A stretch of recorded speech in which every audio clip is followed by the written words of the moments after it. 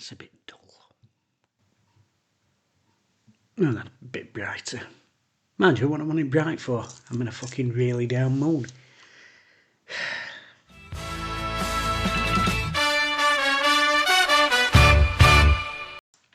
Well, some news today. Michael Smith confirmed his move to Preston North End. Good luck to Michael Smith. I don't think any Wednesday fan can fault him for leaving the absolute shit show that this club's become. And I think he goes with everybody's best wishes. 29 goals in 111 games, I think it was. All them goals that helped fired us to promotion the other season under Dad and Moore. And a player who never gave anything less than 100% for Wednesday. He's left us with some great memories. That superb goal at Portsmouth, which amazingly nobody talked about for goal of the year, which is unbelievable in itself. So best wishes to Michael Smith.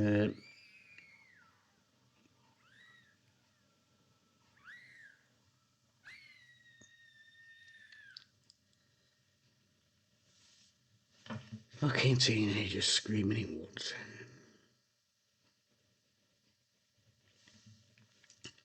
Des Lynam never had this problem, did he? Shut up, you little wankers. Anyway, another little bit of news about a player who's left, Jedi Gassama. Now, as you know, at the time I said Jedi Gassama, promising player, I won't take a penny under £5 million. But Mr. Chansiri and his fire sale to try and cling on to the club, he's let Djeidi Joy go to Rangers for £2 million. And I had a few messages at the time from Rangers fans on the channel. What are we getting for this money? Well, he's showing them tonight exactly what he's going to give them for the money on his debut at Ibrox. Now Gassama, Rangers motoring forward with numbers. Gassama gets it on the left foot. Oh, what a way to introduce yourself! Djeidi Gassama! £2 million a bargain. Come to us, young Rio, you could see the potential, loads of technical ability. And over his time here, he growing up a body strength. He suddenly started, holding defenders off, barging people off ball. And then he started adding final product, which is what Rangers fans have seen at Ibrox. Plenty more of that to come. He's a player I can see having a few years up there and then getting, the £10-15 million move to Premier League. That's Wednesday's loss. Other news.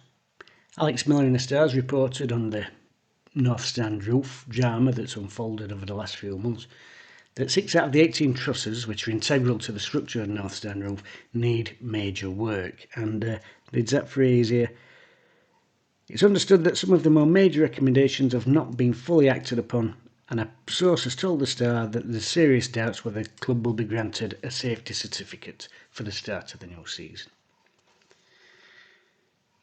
It's just one shitstorm after another. One failure after another. Now, as you know on this channel, I've been massively critical of Mr. Chansiri for quite a long time. However, I must say on this one, whilst it rests on his shoulders as the current custodian of the club, that stand has been there for 60 years. Concrete rot don't happen overnight. Neglect don't happen overnight. There's been plenty of other incumbents in that role that should have been keeping an eye on that bloody stand and its safety. Especially considering what our ground is. Do you know what I mean? Consider what our ground is. That should have been looked at a long time ago. However, as I said, he is the current incumbent holder of the licence at Sheffield Wednesday and a safety licence, which we're probably not going to get. So it's up to him to have sorted that out long before now. Now, I understand that a review was done the other year, 2021, and they sought a second opinion. And they sought a second opinion from a construction company based in Bangkok. Now, we know that Mr. Chansiri's got one other business. Can anyone guess what it is?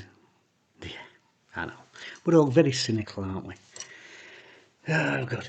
And with that said, the season starts. All this going on. Players leaving, stands falling down, not a fucking penny to spend, embargoes. I'm still convinced there'll be a points deduction incoming. We don't know who the manager is. And the season starts in 19 days. 19 days. And have we got any players? Well, Barry Bannon's still training with a club, a modern-day hero of Sheffield Wednesday. The fact he's turning up unpaid, I think that says it all about the man and his attitude towards Wednesday. Because I won't fault him if he would. He's got a young family. I won't blame him if he won't. But he's sticking around, he's sticking to it. And very much it feels like he's in it with us. So he's there, but not got a contract signed. And he's unlikely to win it because of the pittance that we can afford to pay for a club of this size in this division. But what about first team players? We've actually got very few. Now on the surface of it you think, that handful of players we've got, 10 of them, 10 registered adult first team players, they could nick a game or two. Let's have a quick look. So here we've got first team players currently registered with a club.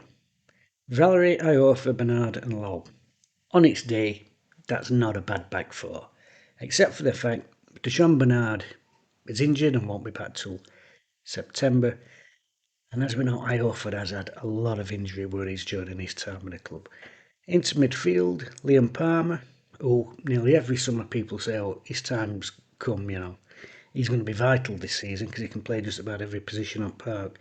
He's in there. Nathaniel Chalabar, again, struggled with injuries since he came to Hillsborough. We don't know how many games he's going to get through. With Ingleson, Jamal Lowe, Kabaski, and up front, Ike Ugbo as the main first team striker, obviously there's no other way of saying a striker who went into our season without scoring a goal. Now we have got some young players to pop in there under the youth contract, so Pierce Charles in goal. Obviously we've got young Otugbeyo at centre back, and up front Charlie McNeil and Bailey Cadamartri. But with 19 days to go before the season starts, that is looking incredibly thin.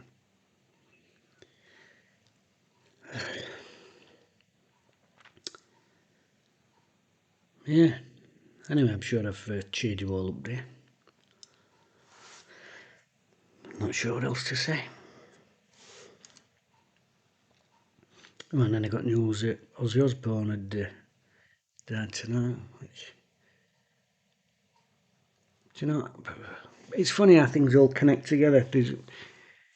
Look at Wednesday crumbling away in front of my eyes, and then names that's always been there all my life, they're starting to vanish one by one, and you just feel like the fabric of everything you've known is changing around you, don't you?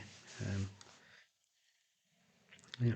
Anyway, so on that cheery note, I'll see you for the next video.